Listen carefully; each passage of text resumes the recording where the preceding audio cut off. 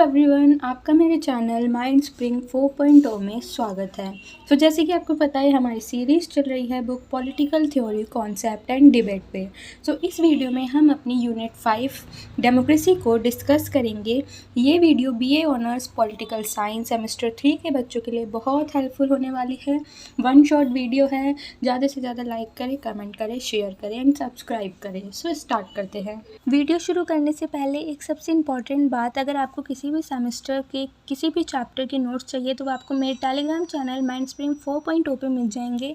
Hand written notes भी हैं और एज वेल एज मैं फाइल्स में पीडीएफ जिसकी वीडियोस बनाती हूँ, सभी बुक्स जो हैं आपको मिल जाएंगी। सो मेरे चैनल को ज़्यादा से ज़्यादा फॉलो करना। सो स्टार्ट करते हैं। हमारे यूनिट 5 का नाम है डेमोक्रेसी और इस वीडियो में हम इसका lesson 7 democracy idea and practice को डिस्कस करेंगे। सो स्टार्ट करते हैं। सबसे पहले हम पढ़ेंगे introduction. Democracy originate from Greek word demos and kratos. Demos का मतलब होता है पीपल एंड कैट्रस का मतलब होता है रूल। इसमें बोल रहा है कि डेमोक्रेसी ओरिजिनेट हुई एक ग्रीक वर्ड से। क्या? Demos and kratos. डेमोस का मतलब होता है पीपल एंड कैट्रोस का मतलब होता है रूल, और इनको मिला के डेमोक्रेसी बनी और डेमोक्रेसी का मतलब होता है rule by the people. It is rooted in ancient Greece. जो डेमोक्रेसी है ये रूटेड हुई एशियंट ग्रीस से, और बहुत से पॉलिटिकल थिंकर्स ने अब इनको बहुत सी तरीके से डिफ़ाइन किया। जैसे कि डेविड हेल्डाई, इन्होंने बोला डेमोक्रेसी क्या है, एक फॉर्म ऑफ गवर्नमेंट है जहाँ पे पीपल क्या है रूल करते हैं और अपोज करते हैं मोनार्की एंड एरिस्टोक्रेसीज को। फिर सिले और ब्रेस आए, उन्होंने बोला कि जो डेमोक्रेसी क्या है, सभी लोग एक सोसाइटी में इक्वल पार्टिसिपेट करें गवर्नमेंट्स में, वो क्या है डेमोक्रेसी है। फिर मैजिनी आए, इन्होंने बोला view democracy as the government of the best and wisest for all. जो डेमोक्रेसी है गवर्नमेंट अगर देखे तो वो क्या है, बेस्ट है हमारी सोसाइटी के लिए। फिर आए डेसी, इन्होंने बोला define it as a government where a large part of a population is involved in ruling. Means Dicey कहते हैं कि डेमोक्रेसी गवर्नमेंट वो है कि लार्ज पार्ट जो है पॉपुलेशन का वो भी रूल करे गवर्नमेंट के साथ। फिर ऐसे ही डॉकिन आए, इन्होंने क्या बोला कि डेमोक्रेसी एक टाइप की फेयरनेस एंड प्रोटेक्शन है हमारी माइनॉरिटीज़ कैटेगरी के लिए। फिर आगे देखते हैं। फिर डेमोक्रेसी को डिफ़ाइन किया, democracy is justified because it protects क्या है, इंडिविजुअल राइट। जो डेमोक्रेसी है वो जस्टिफाइड है, क्योंकि ये प्रोटेक्ट करती है हमारी इंडिविजुअल की राइट्स को और प्रमोट करती है कि सभी मेंबर, सभी पीपल इक्वल पार्टिसिपेट कर पाए हमारी सोसाइटी में। इसीलिए ये प्रमोट करती है मेरिट बेस्ड सिस्टम को। डेमोक्रेसी के दो टाइप्स हैं, पहला डायरेक्ट डेमोक्रेसी एंड दूसरा रिप्रेजेंटेटिव डेमोक्रेसी। हम ये इस पूरे चैप्टर में इन दो डेमोक्रेसी के बारे में भी डिस्कस करेंगे। सो ये था हमारा इंट्रोडक्शन। अब हम चैप्टर स्टार्ट करते हैं। हमारा फर्स्ट टॉपिक है डेमोक्रेसी द आइडिया।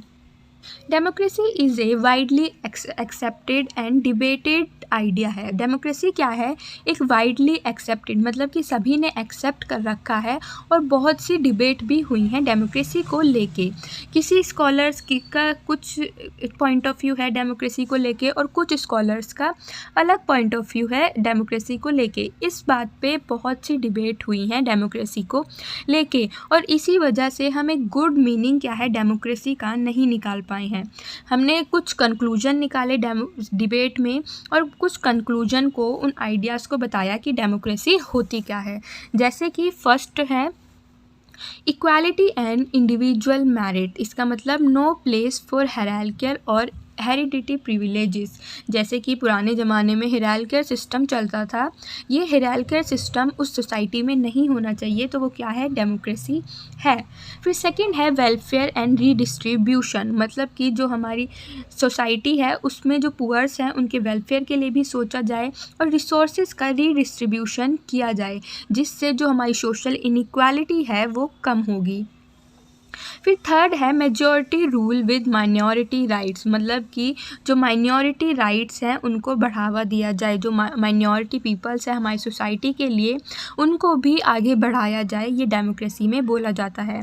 फिर फोर्थ पॉइंट है चेक एंड बैलेंस, मतलब कि जो पावर है वो उसका मिसयूज़ ना हो, ये किस में देखा जाता है, चेक एंड बैलेंस में। फिफ्थ पॉइंट है पब्लिक पार्टिसिपेशन, मतलब कि जो पार्टिसिपेशन मतलब कि जो हमारे देश में वोटिंग सिस्टम है कि सभी को इक्वल पार्टिसिपेट है अपनी रिप्रेजेंटेटिव गवर्नमेंट को चूज़ करने का थ्रू इलेक्शंस, ये भी क्या है, डेमोक्रेसी है। फिर सिक्स पॉइंट है गवर्नमेंट फॉर द पीपल, जो गवर्नमेंट है वो किसके लिए है, पीपल के लिए, पीपल के इंटरेस्ट के लिए, पीपल की वेलफेयर के लिए, ये क्या है, डेमोक्रेसी है। ये डेमोक्रेसी के कुछ आइडियाज़ बताए गए हैं। फिर आगे देखते हैं कि डेमोक्रेसी है क्या।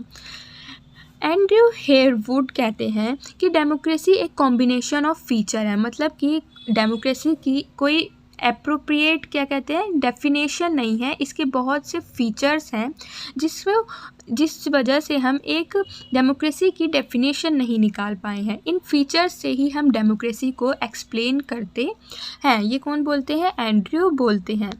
फिर हमारा नेक्स्ट टॉपिक है प्रिंसिपल ऑफ डेमोक्रेसी, डेमोक्रेसी के प्रिंसिपल। फर्स्ट प्रिंसिपल है प्रिंसिपल ऑफ पार्टिसिपेशन, मतलब कि क्या है इसमें, चलो देखते हैं। Principle of participation, everyone has a role in decision making regardless of ability, caste और बैकग्राउंड। इसमें बोला है कि सभी के पास एक पावर है कि वो एक डिसीजन मेकिंग, अपना डिसीजन खुद ले सकते हैं, उनकी एबिलिटी के हिसाब से, उनकी कास्ट के हिसाब से, उनके बैकग्राउंड के हिसाब से।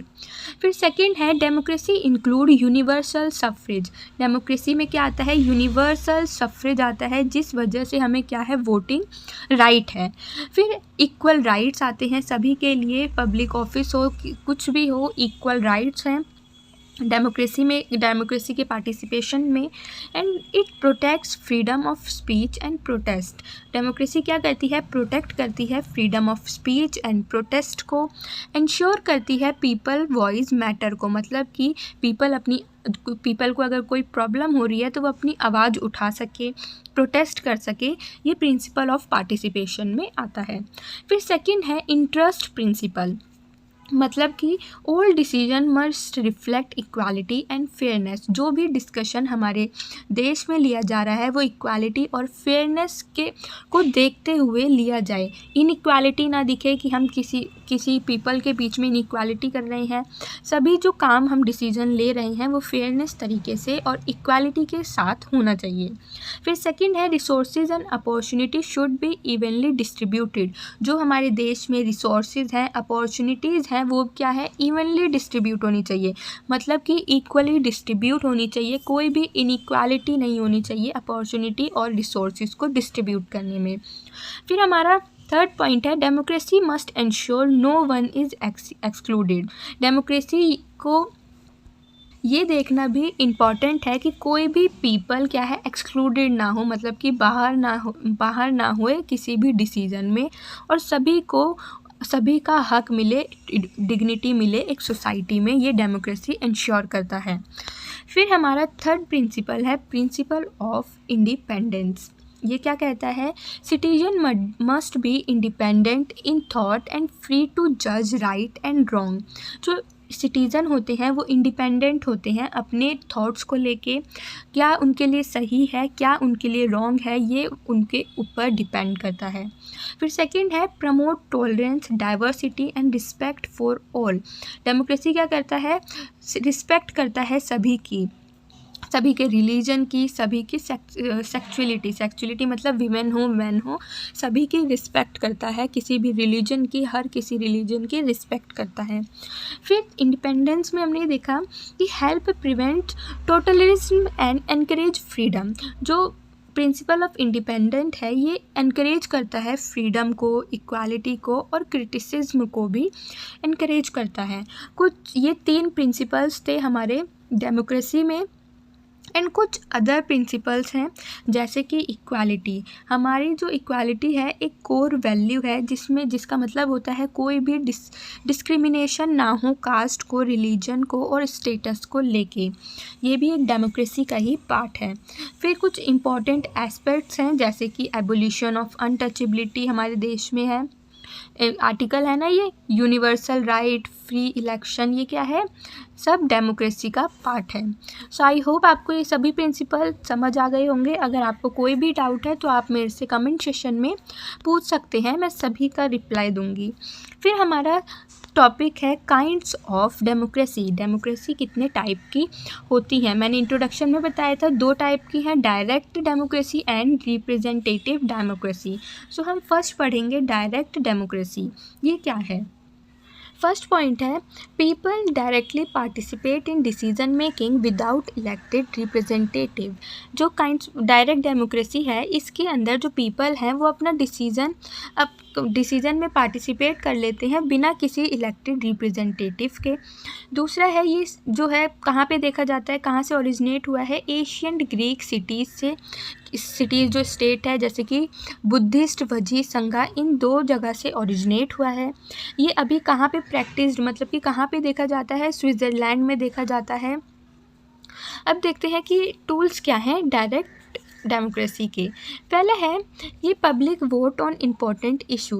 पब्लिक का वोट तभी लिया जाता है जहाँ कोई इम्पोर्टेंट इशू हो, मतलब कि डायरेक्ट डेमोक्रेसी में पब्लिक वोट तभी होगा जब कोई इम्पोर्टेंट इशू गवर्नमेंट को लगेगा।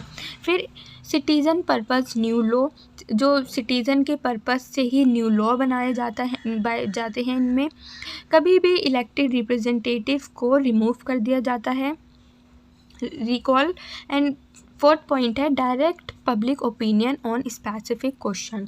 डायरेक्ट ही पब्लिक का ओपिनियन लिया जाता है किसी भी स्पेसिफिक क्वेश्चन में। ये किसका है, डायरेक्ट डेमोक्रेसी का है। अब इसके मेरिट्स क्या हैं, जो मेरिट्स किसने दिए हैं, हेनरी हेवुड ने। अब मेरिट्स क्या हैं डायरेक्ट डेमोक्रेसी के। फर्स्ट है empower citizen to control their destinies, मतलब कि एम्पावर करता है सिटीज़न को अपने डेस्टिनीज़ हैं उनको कंट्रोल करे। सेकंड है build a better informed and active public, ये बिल्ड करता है पब्लिक क्या है, एक्टिव रहे सोसाइटी को लेके। फिर थर्ड है एनकरेज करता है सेल्फ रूल को और सिविल इंगेजमेंट को, मतलब कि पीपल सेल्फ रूल में इनकरेज करें, सिविल इंगेजमेंट हो हमारी सोसाइटी में, ये उसको एनकरेज करता है, एनहेंस करता है। फोर्थ है एनहेंस लेजिटिमेसी ऑफ डिसीजंस, ये जो डिसीजंस होते हैं लेजिटिमेसी ऑफ डिसीजन, इनको क्या है, एनहेंस करता है। गाइज अगर आपको कोई भी शोर आ रहा हो तो उसके लिए सॉरी। आगे चलते हैं। फिर हमारा सेकंड है इनडायरेक्ट डेमोक्रेसी या रिप्रेजेंटेटिव डेमोक्रेसी। ये क्या होता है, people elect representative to make and decision on their behalf, मतलब कि पीपल डिसीजन लेते अपने रिप्रेजेंटेटिव को चूज़ करते हैं अपने डिसीजंस और उनके लॉ के हिसाब से। फिर सेकंड है moral practice for large population, ये क्या कहाँ पे देखा जाता है, लार्ज पॉपुलेशन में प्रैक्टिस्ड होते हैं, मतलब कि सभी वोट देते हैं इसमें। थर्ड है सपोर्टेड बाय थिंकर्स, अब जो डायरेक्ट इनडायरेक्ट डेमोक्रेसी है इसको सपोर्ट कौन कौन करता है, जॉन J.S. मिल करते हैं और ब्रंट्सली करते हैं। फिर फिफ्थ पॉइंट है हमारा प्रैक्टिस ग्लोबली, ये कहाँ कहाँ पे प्रैक्टिस होता है ग्लोबली, मतलब कि बहुत से देश हैं जैसे इंग्लैंड में 17th सेंचुरी में ही देखा गया, फ्रांस में 18th सेंचुरी में, इंडिया में, जर्मनी में, इन सभी में क्या है, रिप्रेजेंटेटिव डेमोक्रेसी है। अब रिप्रेजेंटेटिव डेमोक्रेसी के मेरिट्स क्या हैं, मतलब कि अच्छाइयाँ क्या है वो देखते हैं। फर्स्ट है प्रैक्टिस फॉर लार्ज नेशन, ये क्या है, लार्ज नेशन में प्रैक्टिस की जाती है। सेकंड है reduce the burden on citizen पे बर्डन कम करती है। थर्ड है allow qualified leaders to govern, ये गवर्न करती है कि वो ही लीडर्स हमारे देश में आए जो क्या हो, क्वालिफाइड हो। फिर फोर्थ पॉइंट है एनकरेज कॉम्प्रोमाइज़ एंड कॉरपोरेशन। ये किसको बढ़ावा देती है? कभी कभी ये कॉम्प्रोमाइज़ करती है और कभी कभी ये कॉरपोरेशन करती है अपनी सोसाइटी को गुड तरीके से, अच्छे तरीके से चलाने के लिए। फिफ्थ है increase stability by descending emotional politics. ये स्टेबिलिटी को इंक्रीज करती है इमोशनल पॉलिटिक्स के थ्रू। ये क्या थे? मेरिट्स थे हमारे इनडायरेक्ट डेमोक्रेसी या रिप्रेजेंटेटिव डेमोक्रेसी के। सो अब हमारा नेक्स्ट टॉपिक है डेमोक्रेसी द प्रैक्टिस। बेसिकली इस कॉन्सेप्ट में हम दो तरह की डेमोक्रेसी पढ़ेंगे, procedural democracy and next second one है सब्सटेंसिव डेमोक्रेसी। सो हम फर्स्ट पढ़ते हैं प्रोसीड्यूरल डेमोक्रेसी क्या होती है। The characteristic of a procedural democracy are essentially the procedure. मतलब कि प्रोसीजर डेमोक्रेसी कहती है कि कोई भी काम हमारी सोसाइटी में हो रहा है तो वो एक प्रोसीजर के हिसाब से होना चाहिए। स्टेप वाइज क्या है हमारी डेमोक्रेसी, हमारे स्टेट में सभी काम होने चाहिए स्टेप वाइज। ये कौन बोलता है? प्रोसीड्यूरल डेमोक्रेसी बोलता है। जैसे कि फ्री एंड फेयर इलेक्शन होते हैं हमारे देश में, क्या है? फ्री एंड फेयर इलेक्शंस होते हैं। ये क्या होते हैं? स्टेप वाइज होते हैं कि पहले क्या काम होगा, सेकंड काम क्या होगा, थर्ड काम क्या होगा। ऐसे ही जब प्रोसीजर में कोई काम हमारी सोसाइटी में हो रहा है तो उसे हम प्रोसीड्यूरल डेमोक्रेसी बोलते हैं। फिर है it is essentially a type of democracy where people और citizen of the state have less influence than the liberal democracy. ये बोल रहा है कि इस टाइप की डेमोक्रेसी में जो सिटीजन होते हैं स्टेट के वो लेस इन्फ्लुएंस होते हैं, मतलब कि उनका काम कम होता है अगर देखा जाए लिबरल डेमोक्रेसी में। फिर प्रोसीजरल डेमोक्रेसी क्या बोलती है? प्रोसीजरल डेमोक्रेसी के कुछ चैलेंजेस हैं, जैसे कि it has been seen procedural democracy incapable for generating socio economic inequality. मतलब कि जो प्रोसीड्यूरल डेमोक्रेसी है ये सोशियो इकोनॉमिक इक्वालिटी को इस्टेब्लिश करने में इनकैपेबल रही है। फिर सेकंड है it has been largely unable to promote the participation of the greatest possible number people in government activity. ये इंश्योर करती है, ये अनेबल करती है कि पीपल क्या है पीपल का जो पार्टिसिपेशन है उसको प्रमोट कर सके गवर्नमेंट की एक्टिविटीज़ में। फिर थर्ड चैलेंज ये है, ये फेल्ड हो गई थी to create mechanism to push government work. मतलब कि पीपल के लिए गवर्नमेंट क्या है काम करे, एक क्रिएट मैकेनिज्म मतलब कि काम करे, उनके पीपल को इंटरेस्ट दे, पीपल के लिए काम करे बिना किसी पर्सनल इंटरेस्ट के लिए। मतलब कि कोई गवर्नमेंट है वो बिना किसी पर्सनल इंटरेस्ट के बजाय गवर्नमेंट के लिए स्टेप्स ले, स्कीम्स लाए।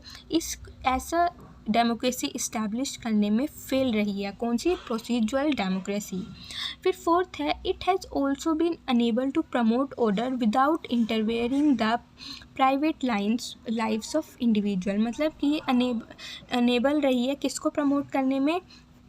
प्राइवेट लाइन्स जो होती हैं इंडिविजुअल की, उसके बिना हमारे देश को प्रमोट करने के। Procedural democracy. सो अब हम पढ़ेंगे सब्सटेंटिव डेमोक्रेसी। ये क्या होती है? सब्सटेंटिव डेमोक्रेसी प्रोसीड्यूरल डेमोक्रेसी के बियॉन्ड जाके काम करती है। मतलब कि प्रोसीड्यूरल डेमोक्रेसी कहती है कि कोई भी काम हो रहा है तो वो एक प्रोसीजर में हो, एक प्रोसीजर के अंदर हो। बट सब्सटेंटिव डेमोक्रेसी ये कहती है कि प्रोसीजर के बियॉन्ड भी जाके हमें अपनी सोसाइटी को एनकरेज करना चाहिए और डेमोक्रेसी को इस्टेब्लिश करना चाहिए। इसीलिए हमारे देश में सब्सटेंटिव डेमोक्रेसी के अंदर civil liberty, rule of law, independent judiciary भी आती है। फिर जो सेकंड पॉइंट है election must reflects to will of the power not just be formality. Substantive democracy ये कहती है कि पीपल की विल, मतलब कि जो पीपल को चाहिए उसको एनहेंस करो, ना कि कोई फॉर्मेलिटीज़ करो। फिर थर्ड नेक्स्ट पॉइंट ये कहते हैं स्टेट में लुक डेमोक्रेसी ऑन पेपर। जो प्रोसीजरल डेमोक्रेसी है वो सिर्फ कहाँ तक है? पेपर तक है। बट जो सब्सटेंटिव डेमोक्रेसी है वो एक्ट करती है हमारी सोसाइटी में, और जो कि किसके थ्रू, सिविल लिबर्टी के थ्रू, रूल ऑफ लॉ के थ्रू एंड इंडिपेंडेंट जुडिशरी के थ्रू हमारे देश में एक्ट करती है। और जो प्रोसीजरल डेमोक्रेसी है वो सिर्फ एक पेपर तक रहती है कि ये प्रोसीजर होना चाहिए। सब्सटीट्यूएंट डेमोक्रेसी, अभी मेरिट्स क्या हैं, ये इंश्योर करती है सोशल इकोनॉमिक इक्वालिटी को, मतलब कि जो सोशो इकोनॉमिक इक्वालिटी है उसको एनहेंस करती है। फिर सेकंड है प्रमोट जेन्युइन पब्लिक पार्टिसिपेशन, मतलब कि जो पब्लिक का पार्टिसिपेशन होता है उसको भी प्रमोट करती है। चेक करती है गवर्नमेंट की पावर्स को, और रिस्पेक्ट करती है इंडिविजुअल की फ्रीडम को। गाइस अगर शोर आ रहा है तो उसके लिए आई एम सो सॉरी। और क्या अब सोशल डेमोक्रेसी को इक्वालिटी को एनहेंस करती है, प्रमोट करती है पब्लिक की पार्टिसिपेशन को, गवर्नमेंट की पावर को चेक करती है, और रिस्पेक्ट इंडिविजुअल फ्रीडम, मतलब कि इंडिविजुअल की फ्रीडम को रिस्पेक्ट करती है सब्सिक्वेंट डेमोक्रेसी। सब्सिक्वेंट डेमोक्रेसी का एक सबसे अच्छा एग्जाम्पल है वो है इंडिया में सब्सिक्वेंट डेमोक्रेसी है जो हमारी डेमोक्रेसी के गोल्स होते हैं उनको फुलफ़िल करती है। ठीक है, अब हमारा यहाँ पे ये टॉपिक ख़त्म होता है। हमने दोनों देखे कि कैसे प्रोसीजरल डेमोक्रेसी है और कैसे सब्सटेंसिव डेमोक्रेसी है। अगर आपको कोई भी डाउट है तो आप मेरे से कमेंट सेक्शन में पूछ सकते हैं। फिर हमारा नेक्स्ट टॉपिक है मॉडल्स ऑफ डेमोक्रेसी, मतलब कि डेमोक्रेसी के इन सभी के अलावा और क्या क्या मॉडल्स हैं, इसमें हम ये देखेंगे। Democracy exist different form each and other focus and feature. Democracy के बहुत से फॉर्म्स है, बहुत से फोकस है और बहुत से फीचर हैं। जैसे कि फर्स्ट है क्लासिकल डेमोक्रेसी, जो ओरिजिनेट हुई थी एशियंट एंड से और बेस्ड थी direct participation of citizen in decision making through mass meeting. आप बताएंगे कि इसमें डायरेक्ट डेमोक्रेसी है या इनडायरेक्ट डेमोक्रेसी है, कमेंट में मुझे ज़रूर बताना कि जो क्लासिकल डेमोक्रेसी है इसमें आप इस लाइन से क्या समझते हैं कि ये डायरेक्ट डेमोक्रेसी है या इनडायरेक्ट डेमोक्रेसी है। फिर सेकंड है प्रोटेक्टिव डेमोक्रेसी, ये इमर्ज हुई थी 17 से 18 सेंचुरी के बीच में। ये फोकस करती थी promote individual liberty from government power, जो गवर्नमेंट की पावर है उसमें से इंडिविजुअल की लिबर्टी को प्रमोट करती है, मतलब कि ensure accountability through election and separation of power. ये इंश्योर करती है कि हमारे देश में इलेक्शंस बने रहें और सेपरेशन ऑफ पावर हो। फिर linked with constitutional democracy and capitalism, जो प्रोटेक्टिव डेमोक्रेसी है ये कॉन्स्टिट्यूशनल डेमोक्रेसी एंड कैपिटलिज्म से रिलेट करती है। फिर हमारी थर्ड डेमोक्रेसी है डेवलपमेंट डेमोक्रेसी, ये प्रमोटेड बाय रोजो एंड जे.एस. मिल। ये किसने प्रमोट की थी? रोजो एंड जे.एस. मिल ने प्रमोट की थी।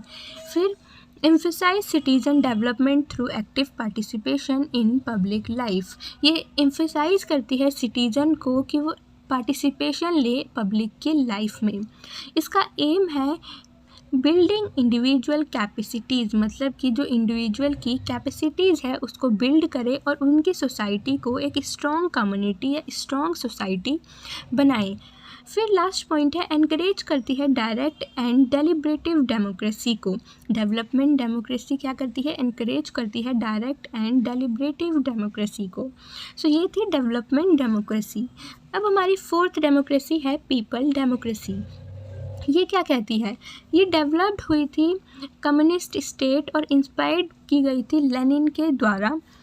ठीक है, एंड क्रिटिसाइज करती है लिबरल डेमोक्रेसी को और बोलती है कि ये फेक इक्वालिटी है, ये इक्वालिटी की तरह ही क्या है? फेक है। ये कौन बोलता है? पीपल डेमोक्रेसी बोलती है, और ये क्रिटिसाइज करती है कि liberal democracy as fake equality. फिर हमारा पॉइंट है advocate social equality through common ownership and democratic centralism. ये एडवोकेट करती है हमारी सोशल इक्वालिटी को किसके थ्रू? कॉमन ओनरशिप, मतलब कि कॉमन ओनरशिप हो सभी के पास और डेमोक्रेटिक सेंट्रलिज्म हो, सभी के पास डेमोक्रेसी हो। ये एम करती है, क्या एम होता है पीपल डेमोक्रेसी का? कि जो पुअर्स है, वर्किंग क्लास है, उनके लिए भी क्या है? एम्स उनके इंटरेस्ट के हिसाब से भी हमारे देश में कुछ पॉलिसीज़ आनी चाहिए। पुअर्स और वर्किंग क्लास के लिए भी कुछ वेलफेयर स्कीम्स आनी चाहिए। ये कौन बोलता है? People democracy. सो ये थे हमारे model of democracy. I hope आप सभी को समझ आए होंगे। फिर हमारा नेक्स्ट टॉपिक है Indian democracy idea and practice. इसमें हम इंडिया की डेमोक्रेसी के बारे में पढ़ेंगे। सो हमारा फर्स्ट पॉइंट है India as a world largest democracy. India में देखा जाए तो इंडिया क्या है? वर्ल्ड लार्जेस्ट डेमोक्रेसी है। India became democracy after independence in 1947। India में डेमोक्रेसी कब आई? इंडिपेंडेंस 1947 इंडिपेंडेंस के बाद। हमारे इंडिया के जो पीपल है वो इंजॉय करते हैं यूनिवर्सल एडेंट फ्रेंचाइज को, मतलब कि सभी के पास इक्वल वोट है, सभी के पास इक्वल वोट है अपने रिप्रेजेंटेटिव को चूज़ करने का। कोई भी डिस्क्रिमिनेशन नहीं है कास्ट, रिलीजन, जेंडर और बैकग्राउंड को लेके। फिर हमारे इंडिया में कुछ वैल्यूज़ हैं जो हमारी डेमोक्रेसी को और एनहांस करती है, जैसे कि sovereignty, socialism, secularism, democracy and Republic. ये हमारे इंडियन कॉन्स्टिट्यूशन में भी लिखा गया है, जो कि हमारी इंडिया की डेमोक्रेसी को और भी ज़्यादा सुंदर बनाती है। फिर सेकंड है नेचर ऑफ इंडियन डेमोक्रेसी। हमारी इंडिया की डेमोक्रेसी का नेचर कैसा है? India follows a parliamentary and representative democracy. हमारे देश में पार्लियामेंट्री फॉर्म ऑफ गवर्नमेंट है। ये क्या है? ये हमारी इंडिया की डेमोक्रेसी का नेचर है। फिर सेकंड पॉइंट है elections are held at all level. हमारे देश में देखा जाए कि इंडिया में सभी लेवल्स के लिए इलेक्शंस हेल्ड होते हैं। किसी भी स्पेसिफिक टॉपिक के लिए इलेक्शंस नहीं या वोट्स नहीं लिए जाते, सभी लेवल के लिए इलेक्शंस किए जाते हैं। जैसे कि पंचायत को चुनना हो तो उसके लिए भी वोट इलेक्शंस होंगे, म्यूनसिपैलिटीज़ को चुनना हो उनके लिए भी होंगे, स्टेट असेंबली को चुनना हो उनके लिए भी होंगे, पार्लियामेंट के लिए भी इलेक्शंस होते हैं। फिर है जो प्रेसिडेंट है वो हेड ऑफ स्टेट होता है। हमारी इंडिया का प्रेसिडेंट क्या है? हेड ऑफ स्टेट होता है, जो इनडायरेक्टली इलेक्टेड किया जाता है। और इंडिया जो है इंश्योर करती है कि हमारे देश में फ्री एंड फेयर इलेक्शन हो, इक्वालिटी बिफोर लॉ हो और इक्वल अपॉर्चुनिटी हो। हमारे देश में ये सभी है, जैसे कि फ्री एंड फेयर इलेक्शंस होते हैं, इक्वालिटी बिफोर लॉ है एंड इक्वल अपॉर्चुनिटी है। तो ये है हमारी इंडिया का नेचर। फिर नेक्स्ट पॉइंट है third feature of substantive democracy in India. जैसे कि मैंने बताया कि इंडिया एक सब्सटेंटिव डेमोक्रेसी का एग्जाम्पल है। सो हमारी इंडिया में क्या क्या सब्सटेंटिव डेमोक्रेसी से इंक्लूडेड फीचर्स हैं, जैसे कि सिविल लिबर्टी है, ह्यूमन राइट्स हैं, पीपल डिग्निटी एंड पार्टिसिपेशन है, डिसेंट्रलाइजेशन गवर्नमेंट है, इंडिपेंडेंट इंस्टीट्यूशंस हैं, कल्चरल ऑटोनॉमी है और रिजर्वेशंस है SC ST एंड OBCs के लिए एजुकेशन और जॉब में, जो हमारी जो सब्सटेंसिव डेमोक्रेसी का एक बहुत ही सुंदर एग्जाम्पल है। फिर है चैलेंजेस क्या है हमारी इंडिया की डेमोक्रेसी में। सबसे ज़्यादा और सबसे ही डिफ़िकल्ट इशू और चैलेंज कह सकते हैं जो है कास्ट बेस्ड इनजस्ट। हमारी सोसाइटी में हमारी इंडिया में बहुत सी कास्ट बिलोंग करती है, जो हमें एक डर रहता है कास्ट बेस्ड इनजस्ट का। फिर है कम्युनिज्म भी एक क्या है चैलेंज है हमारे देश के लिए। जेंडर इनइक्वालिटी हमारे देश के लिए चैलेंज है। जो करप्शन होते हैं, दंगे फसाद होते हैं। अभी हमारी जो इंडिया है वो एक डेवलपिंग स्टेज में है, जहाँ पर पॉवर्टी भी थोड़ी बहुत लाई करती है, अनएम्प्लॉयमेंट भी है और फार्मर सुसाइड्स भी हैं, जो कि हमारी इंडिया के लिए चैलेंजेस देखे जाते हैं। सो ये था हमारा last topic Indian democracy idea and practice. यहाँ पे हमारा चैप्टर ख़त्म होता है। आई होप आप सभी को पसंद आया होगा। अगर आपको पसंद आया है तो लाइक, कमेंट, शेयर, सब्सक्राइब ज़रूर करना। और आपको नोट्स चाहिए तो मेरे टेलीग्राम चैनल माइंड स्प्रिंग 4.0 पे मिल जाएंगे।